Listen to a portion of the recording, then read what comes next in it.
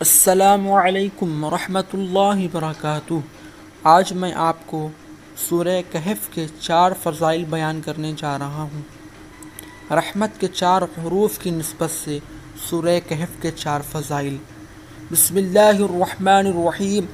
حضرت سیدنا برا بن عازب رضی اللہ عنہ فرماتے ہیں کہ ایک شخص سورہ کہف کی تلاوت کر رہا تھا کہ ان کے گھر میں ایک جانور بندھا ہوا تھا۔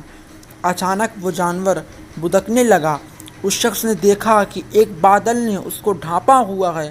اس شخص نے حضور اکرم نور مجسم صلی اللہ علیہ وسلم سے اس واقعے کا ذکر کیا تو آپ صلی اللہ علیہ وسلم نے ارشاد فرمایا، اے فلاں، تلاوت کیا کرو کہ یہ سکینہ ہے جو تلاوت قرآن کے وقت نازل ہوتا ہے۔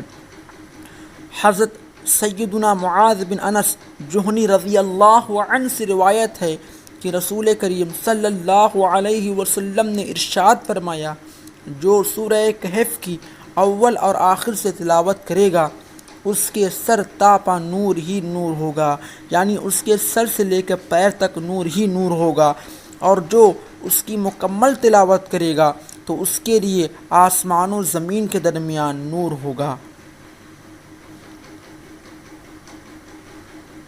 حضرت سیدنا ابو سعید خدری رضی اللہ عنہ سے روایت ہے کہ نبی مکرم نور مجسم صلی اللہ علیہ وسلم نے ارشاد فرمایا، جو جمعہ کے دن سورہ کہف پڑھے اس کے لیے 2 جمعوں کے درمیان ایک نور روشن کر دیا جاتا ہے۔ ایک روایت میں ہے کہ جو شب جمعہ کو پڑھے اس کے اور بیت العتیق یعنی کعبۃ اللہ شریف کے درمیان ایک نور روشن کر دیا جاتا ہے۔